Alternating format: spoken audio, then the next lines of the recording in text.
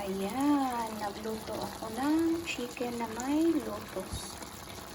So, ang ingredients lang natin dito ay meron siyang ginger, small onion or shallot, lotus, garlic, at saka yung leeks and spring onion. Then light sauce, oyster sauce, meron siyang black pepper, and salt.